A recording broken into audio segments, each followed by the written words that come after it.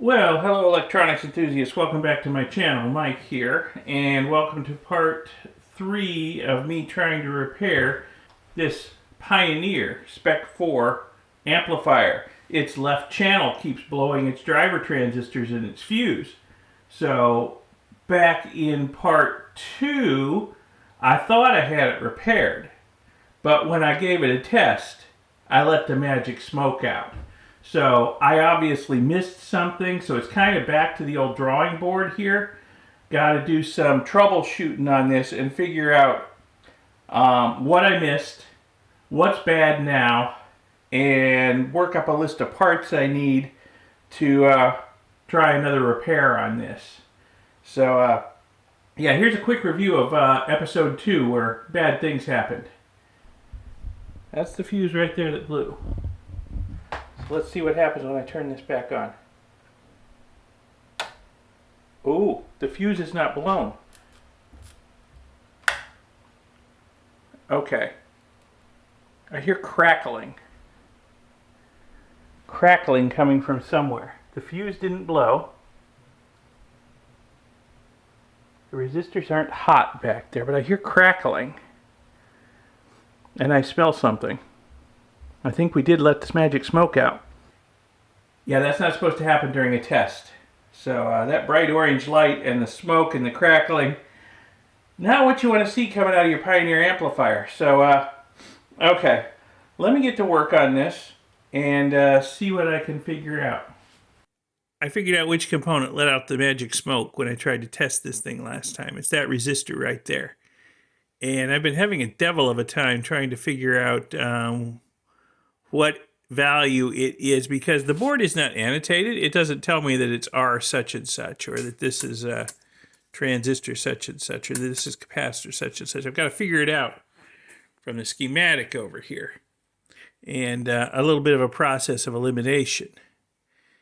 So yeah, and the fact that it's right next to that 330 ohm resistor and next to the pot and connected to the center of the pot. It's a 200 ohm resistor, which I am very surprised that blew out, considering the current to blow it up must have gone through the pot. But, all right. Well, I guess I should be lucky, count myself lucky that it blew up, not the pot. All right. So basically, every transistor, all 6 of them, on the negative side of the amplifier is blown up. Every single one of them. 1, 2, 3, 4, 5, 6 is blown up, and this resistor is blown up. Everything over here seems fine. Everything up here on the positive side seems fine. I do have one suspect diode over here on the negative side, but I need to test it without this shorted transistor in the circuit. It might be fine too. So I need to get all of these transistors and replace them. And that resistor and replace it. And look around and I can see if I can see anything else that could have caused this. I'm thinking that one of these transistors was bad. You know, when I first tested this, I replaced the bad parts I found, but I must have missed something.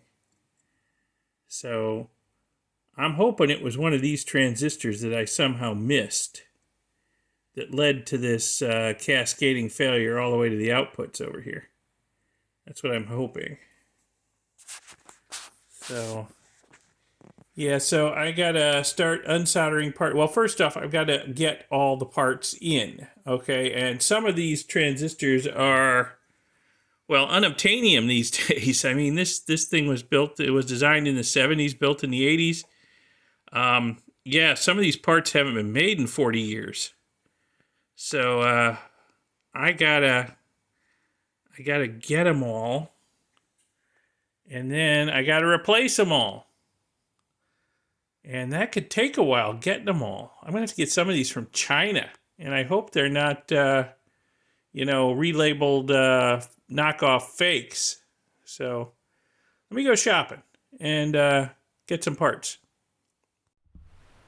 Okay, well that pretty much took forever and a day. It is a long time later, and my parts have arrived on their slow boats from China. So I guess I can get to work. Probably while I was waiting, I should have unsoldered all of the bad components, the known bad components, and done some more probing around, but I got busy with other stuff. So I guess I got to get the soldering iron out now and take out the bad transistors before I can put in the new replacement transistors. And there's also a bad resistor in there, and I got a suspect diode I got to check, and I might as well just give everything another check over while I'm at it, just to be sure I haven't missed anything again. Well, I don't do this sort of repair and rework regularly, so I don't have a proper desoldering station. But I've only got 4 transistors and 1 resistor to replace. I think I can handle that with, unless I find something else bad with it. But I think I can handle that with just my solder sucker ball and some copper desoldering braid. So let me get started and start pulling out some components. Well, so far I've got 1 bad transistor out, and it's definitely bad. I've tested it out of the circuit. Let's see, the other one I need to take out. There it is, right there.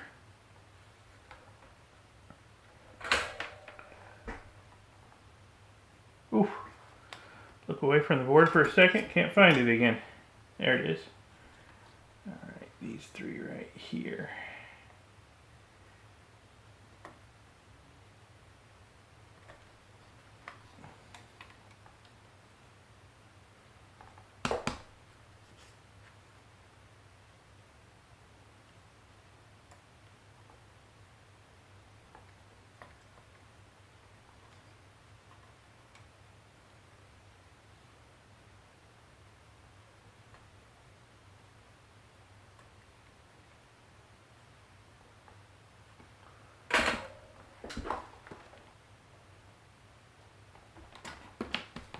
Okay.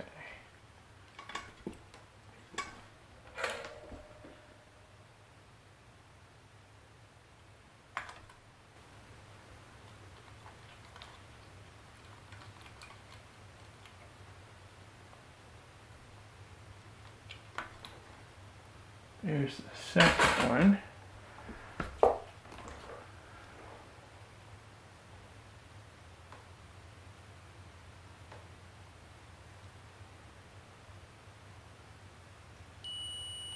Shorted, yep. Alright, so that's the second one that needs to be replaced. Let me clean up those pads a little bit. I can put the new one in. It's just a matter of pulling out the old and putting in the new in their place. Alright, let me see if I can get this resistor out here. The smoked resistor. Let's see.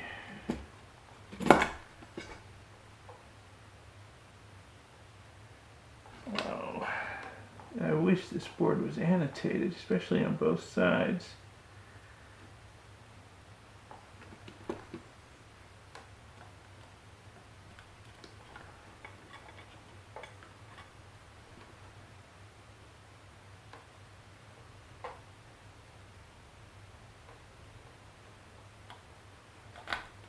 There's the smoked resistor. Let me clean up its pads and put in a new one of those.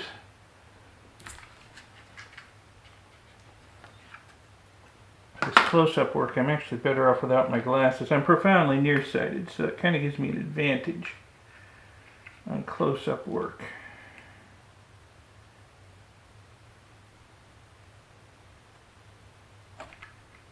Oh yeah. Nice. Nice and clean and ready to receive the new components. Perfect. Okay, so I got two more transistors to pull out, and I can start soldering in the new stuff. So I won't make you watch the whole process. It's kind of tedious. I'm not the first to rework this board. I can tell somebody else has been in here. Yeah, this transistors that I'm about to replace up here have been replaced before, as have these over here. And I can tell the board's been recapped in the past. Not that long ago. These look like pretty modern capacitors. Michael did say that he's had to send this in for service several times in the past, so I'm not the first to work on it. For sure. Yeah, all these transistors have been replaced before, and it's been recapped at least once.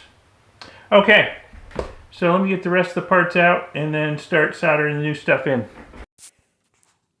Well, a little bit of a surprise here. This transistor isn't actually bad. Now this one is bad. So I'm thinking it was the short in this one that was making this one look bad. I should have tested it in circuit after I took this one out.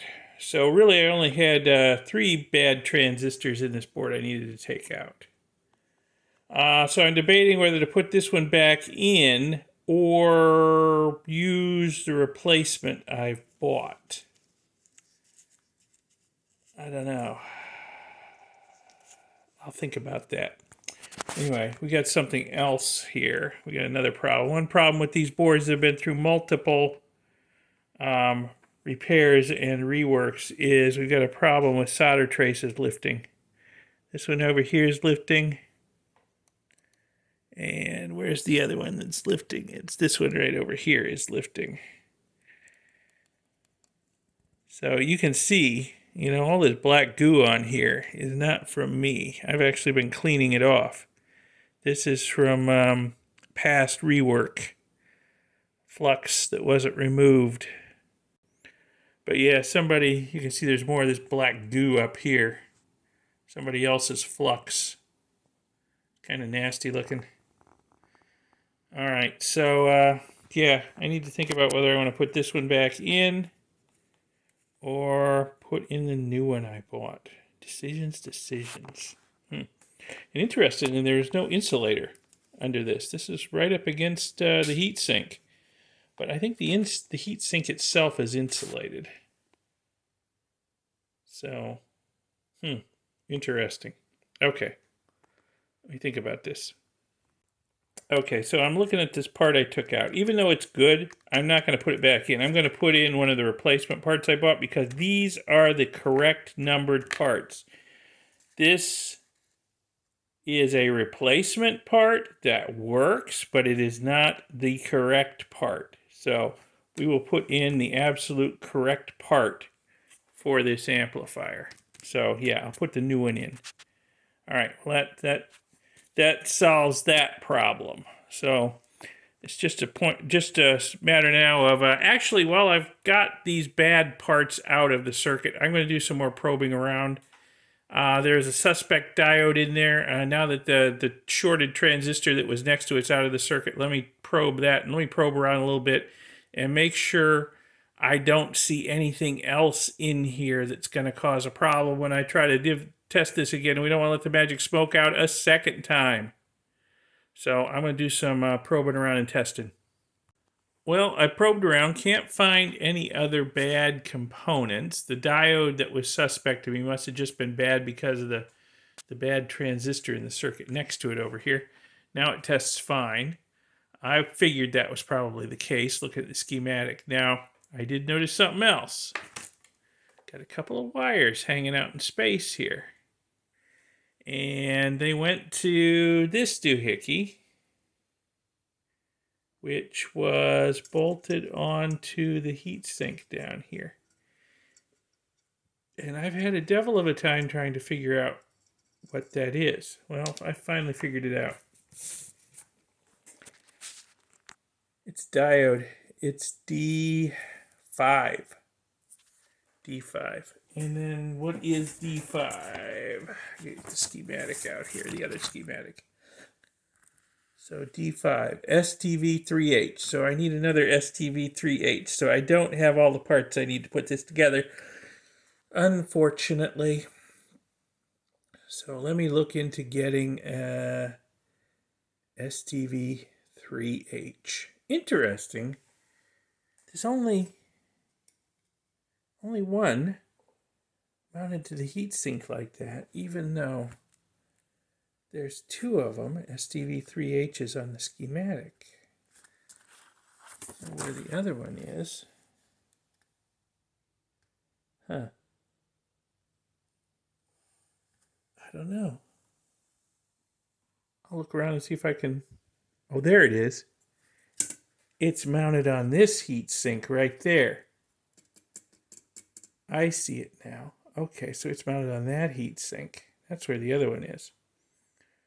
Okay.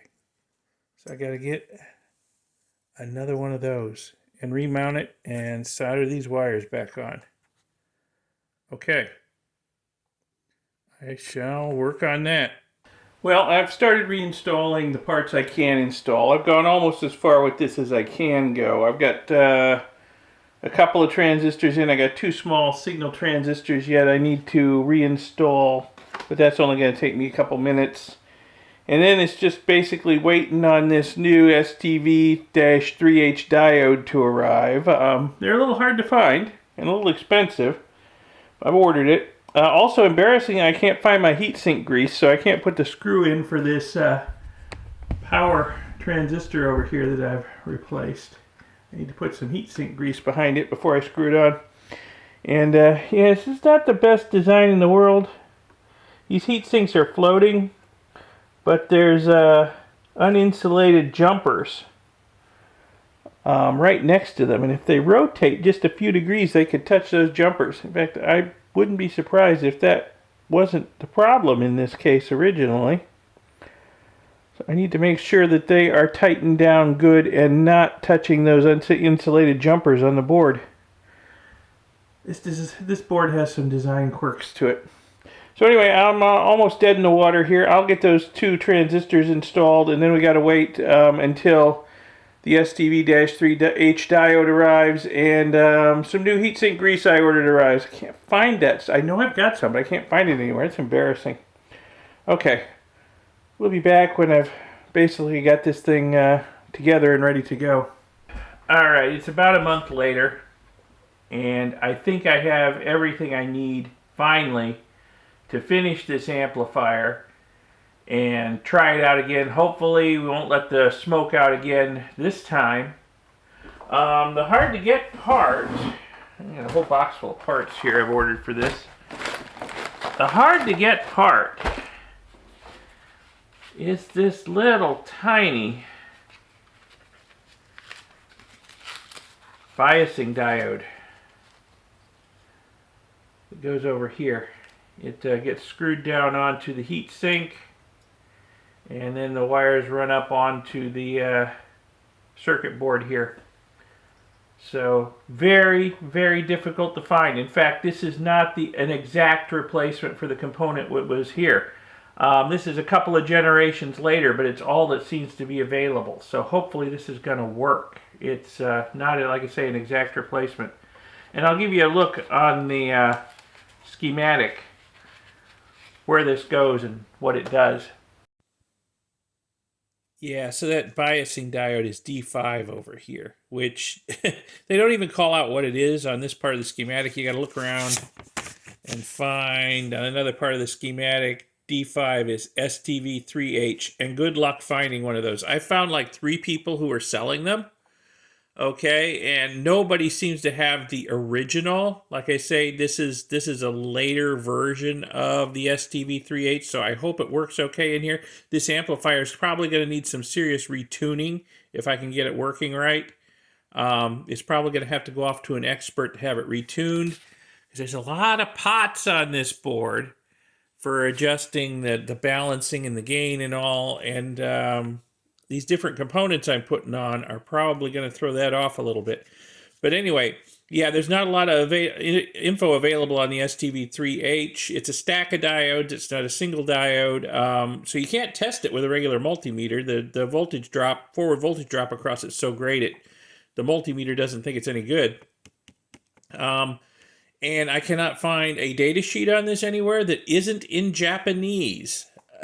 So I don't speak Japanese. I'm sorry. Maybe konnichiwa and a few other things, but domo arigato, but that's about it, you know? So I don't know too much about this diode, but I did manage to find a replacement for it. Supposedly a replacement. We will see. It looks like it's the exact same form factor as the one that came out. But again, it is a later generation. It's like a STV3H3 or C or something like that. C, I think it is, rather than the original. So anyway, we'll give it a try. Solder it in, give it a try. Okay, time to put in this biasing diode. This should be the last thing I need to do. All right. And I can start putting this thing back together.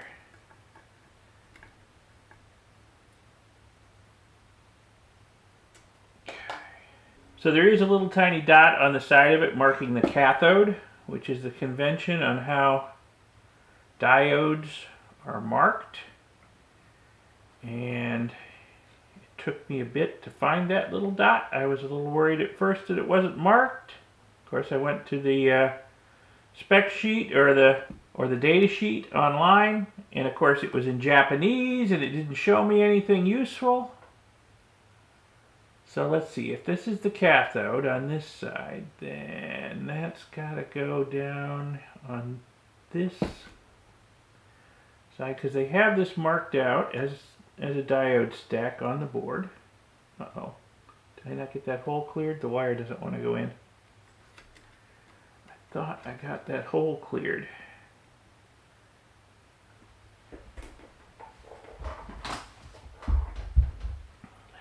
See if I can just push it through with this. Of course, it doesn't help that this wire has a big blob of solder on the end of it where it's been tinned already. I gotta be careful here. I don't want to rip the wires off this thing and spend another month waiting on another replacement to come. My friend's been very patient with me. Okay, that is not going to go in that hole. How about this one? Does it go in? He says, oh, whenever. Yeah, that one goes in. This one doesn't. Okay. I don't know how many times. That hole is clear. It must just be that blob of solder on the end of this wire. Let me see if I can... Or actually, you know what? That wire's too long anyway. I'll just snip that blob of solder off. Yeah, that wire's way too long anyway.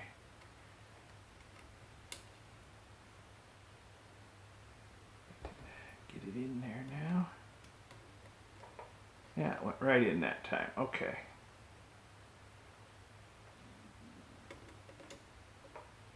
I think this is an ingenious design on the part of Pioneer.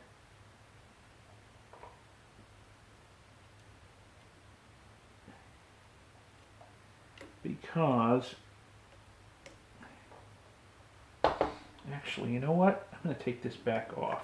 This really is an ingenious design on the part of Pioneer, because you're almost certainly going to break the legs of this diode as you're manipulating the board here. Almost certainly. You probably only bend it back and forth 3 or 4 or 5 times before they start breaking. So it's not really designed for do-it-yourself fixers who aren't in the know on that.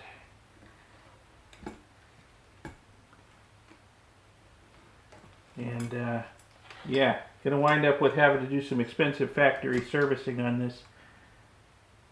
It looks like. So let me get this soldered in, and then I will screw it down to the heat sink, so I don't keep bending these leads back and forth.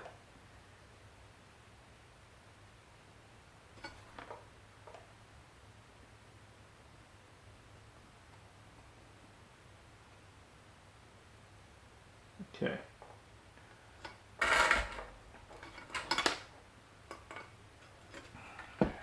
Let's make sure I didn't get it in backwards. Oh, there's the cathode. That is on the cathode side. Okay. That's good. So now I can screw this down to the heatsink again. And let me find the screws, because I took this thing apart months ago, but I think I know where the screws are. That's got to go back in there, doesn't it? Pull that out. There we go. And let me find the screws. Screw this board back down. I've got to put power transistors back in on the low side. And hey, we're ready for another smoke test once I get this back into the chassis. Okay, the circuit board is screwed back down. Everything on here is looking pretty good. I got to get these replacement power transistors in here. I need the which ones do I need? I need the two SPEC-4s, a couple of them.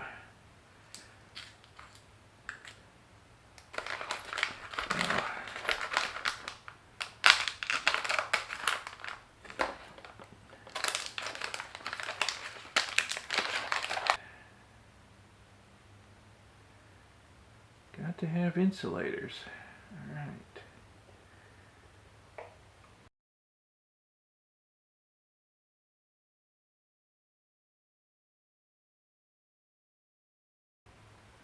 Now what I am going to do now is I'm going to check for shorts between the transistor and all the transistors and the heat sink here. Because sometimes you get a little bit of a tiny solder ball or some sort of little conductive debris between your transistor and the heat sink.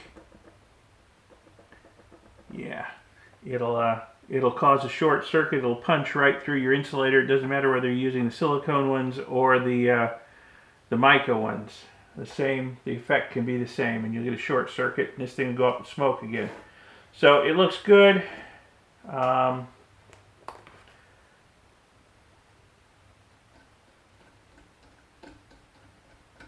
Alright, so not only is the collector not shorted to the heatsink, the emitter and the base aren't shorted to the heatsink either, so that's good. Alright, we're totally isolated from the heatsink. Yep, my meter works. So, okay. So I guess this is ready to go back into the chassis, which is no small job either. It's a tight fit in there. And I gotta get a couple of big Molex connectors plugged onto here as it goes in, and then power supply wiring and audio output, and then we can give this thing another smoke test. I'm a little bit apprehensive about the smoke test. Last time it didn't go good, but gotta do it. Check whether all my work I've put into this thing was worth it. Alright, so I got to dig the chassis out, get it up on the table, found all the screws, and start putting it back together. I clean off the table a little bit because I don't need any of this other stuff. It's all just in the way of the big chassis. Alright, let me see if I can get this amplifier module back in. It's going to have to go in from this side, because there's too much stuff in the way to get it in the other way. But of course it's hitting on something going in this way.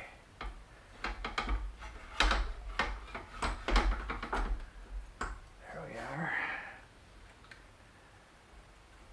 Now I gotta try and get these Molex connectors back on.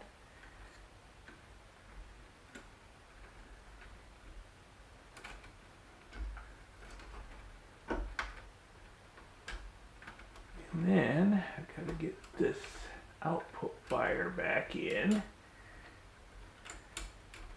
I don't want to screw this down to its mounting points yet, because I'm going to have to manipulate it to get these wires in. And in fact, I'm going to have to slip this thing around and get the power supply wires connected too.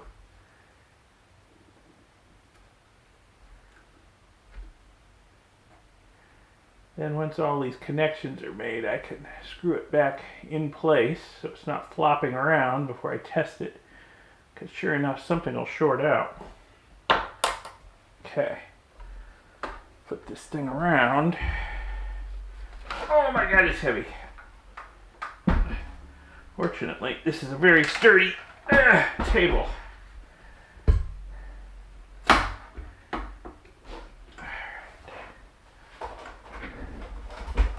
See if I can get these power wires in. Unfortunately, I've got the right channel down here to show me how they go. Orange. I actually might have photos on my phone too, but I can just go by the right channel.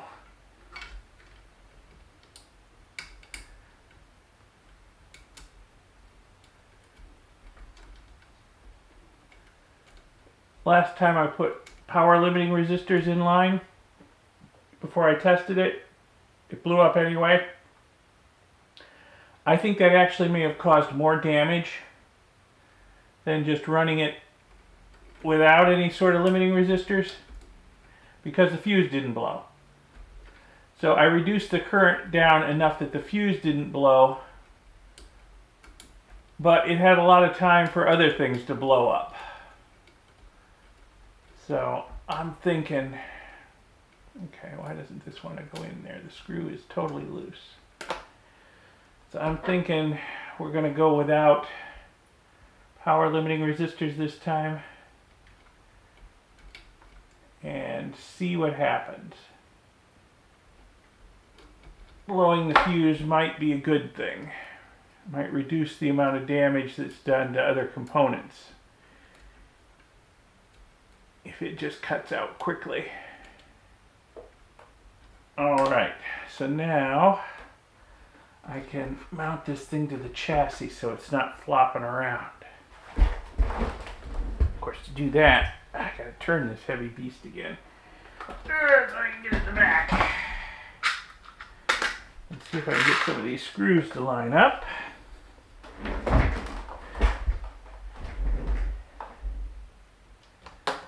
And hold this thing in place.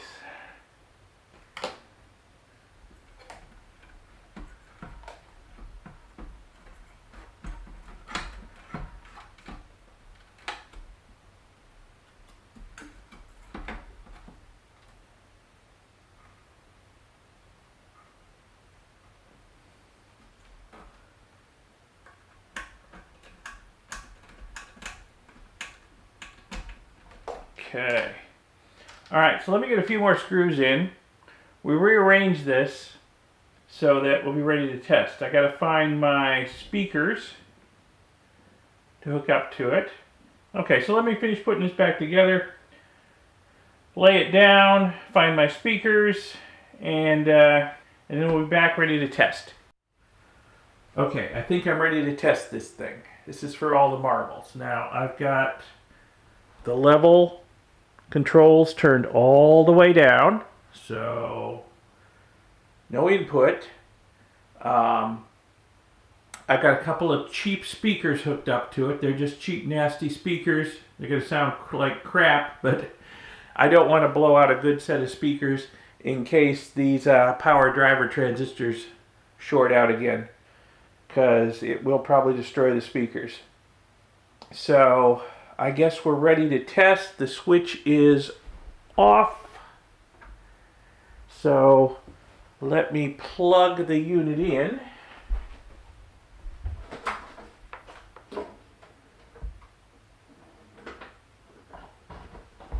Okay, we are plugged in.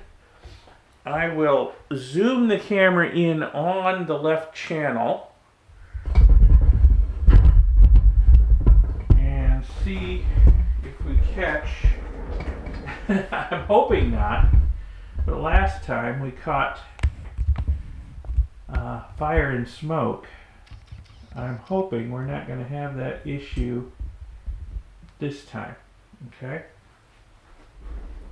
So, let me zoom in. So if there is a problem, I can maybe see where it's coming from. In fact, let me change the angle a little bit so you can see a little bit more of the board in there.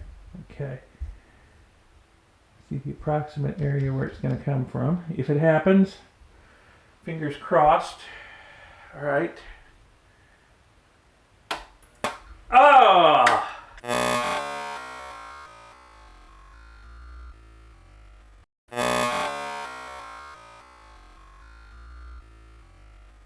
It did it again.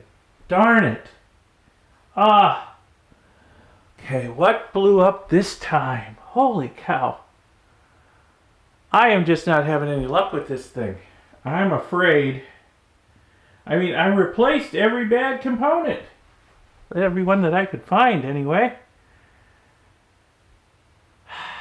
I'm going to have to review the footage and see what just blew on that. Did the fuse blow? Let me see here.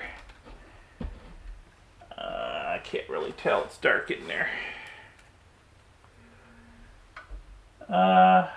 Yeah, we blew fuse again. Okay. So, I don't know. I'm about at the end of my wits on this thing. I may have to admit defeat. Give it back to my buddy and tell him he's going to have to take it to an expert, because I cannot figure out why this thing keeps blowing up. Let me look at the footage and see if I can figure out exactly where the sparks came from this time. Well, after reviewing the footage and considering the violence of that arcing that went on, I don't see any damage. You know, I'm really close to admitting that fixing this thing is beyond me. But I am very curious about where all that bright arcing came from. It looked like it was in this area right here. But I don't see anything. This is the auxiliary power output. Or accessory power output. I don't know. I mean, I don't... This power transistor seems okay. At least physically. It may be blown, but... I don't know. And then I saw... You know, it was hard to tell. I had the best angle on it I thought I could get. But it looked like maybe there was some arcing in this area of the board too, or it could have just been a reflection of what was going on over here. I don't know. I guess just to satisfy my curiosity about what blew up, I'm going to have to take this thing apart again. Although, I don't know if I'm going to attempt to fix it again. Because this is like third time. Okay? And obviously, I am not finding the problem that's causing this. I'm just replacing all the bad parts I can find. The root cause seems to be eluding me. And every time I try powering it up, it just destroys all my previous work. So, okay. I'm going to take this left channel amp back out one more time and see if I can see what blew up on it. Okay? So, let me get that out and we'll take a close-up look at any damage I find. Okay, that's where all those sparks and flame came from. See that little hole in that driver transistor? Yep.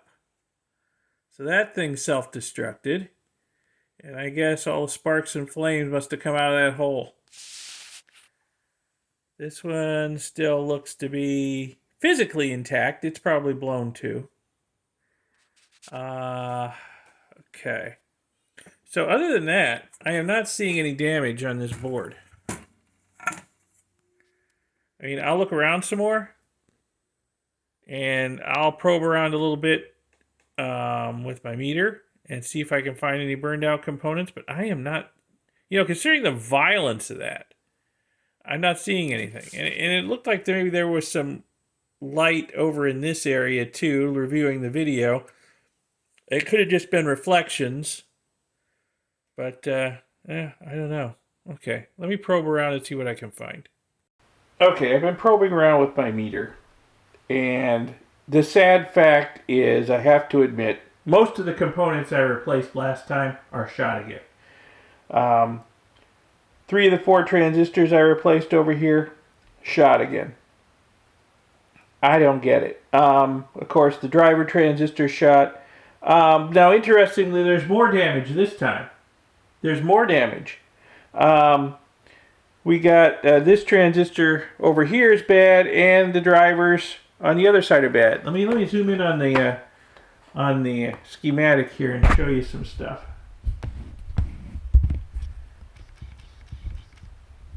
I hope that's somewhat readable. So the transistors that were bad last time that I replaced were these 4 here and the drivers down here. Everything else tested fine. Everything else on the board tested fine. Okay? So now, well, we got 3 of these 4 that I replaced are now bad. These 2 are bad again. But these 2 drivers over here are now shorted as well. And this transistor over here is shot. So I don't know what's going on. Of course, the downstream stuff still seems fine. So I don't know what is causing this problem. I really don't understand it. It is a complete mystery to me. And, you know, I could probably keep doing this for months and months at great cost of time and expense and just replacing the bad parts and testing it and having it blow up again. I'm obviously not finding the root cause. So I think I'm going to have to admit defeat. I think I'm going to have to put this back together, give it back to my friend, and tell him he's going to have to take it to somebody who's an expert on these things. Because I am not an expert on audio electronics by any means. I'd much rather work on computers all day or motor drives or something, but I am not getting this amplifier. I'm not finding the root cause of the problem. I mean, it is probably somewhere over here in this area, but I'm not finding any bad components there. Everything tests good. I have some parts left over, some replacement parts left over. I can give those to my friend too, so that when he takes this to an expert, he can hand him those parts and say, hey, give me a little bit of a discount on fixing it, because I got some parts for you. And some of those parts are very hard to find, take a long time to get when you do find them, so hopefully there's somebody out there who's an expert on fixing these things and has a good stockpile of parts. I'm just going to have to admit defeat. I'm going to put this back together, give it back to my friend and say, sorry, I did my best I could. Here's some spare parts, but you got to take it to an expert. Well, as I'm putting it back together, I guess I should have, heeded the warning on the sticker there. I guess I am not qualified service personnel, and I'm the first to admit it when it comes to audio equipment. Well, there it sits, all put back together. Unfortunately, no more functional than when I got it, but really not much worse off either. All of the parts I've replaced on it were the ones that just blew out again. So, I suppose I could keep doing that, just replacing all the bad parts and testing it, but I've already done that like 2-3 times now, and these parts are hard to find, they're expensive, and Einstein said that the definition of insanity is doing the same thing over and over again, expecting a different result, because I'm clearly not finding the root cause of what is causing these failures. So just replacing parts and then watching them going up in smoke again, this is not helpful. So I'm going to give it back to my buddy, and hopefully he can find somebody who understands these things, has the knowledge, the skills, the test equipment, and a good parts stockpile, and can fix it for him. But I think I'm at the end of what I can do for him. I really don't think I'm accomplishing anything here. So, well, I'm going to give it back to him, and I'll give him back all of the spare parts I have that I've bought for this thing and haven't blown up yet, so maybe that will help get him a discount when it comes time to getting it rebuilt by somebody. He'll arrive with a box of parts in hand. So, well, this just goes to show you that not everything on this channel comes out, exactly perfect. A lot of channels, they sanitize everything. They only show you their successes, and the failures get binned.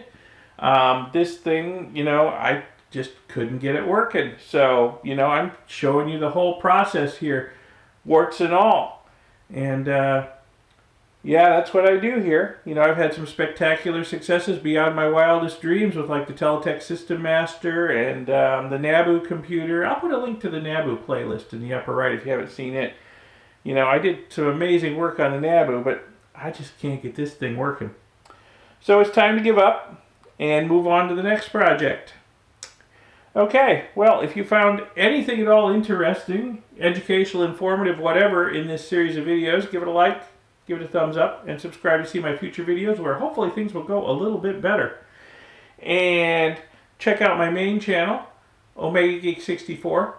I'm over there. I'm recovering gold and silver from e-waste, and not everything goes right over there either. I show you the warts and all over there too, and sometimes the bloopers are fascinating. So check out my main channel. Remember to subscribe, and I will see you in the next video. Thanks a lot for watching this one. Bye.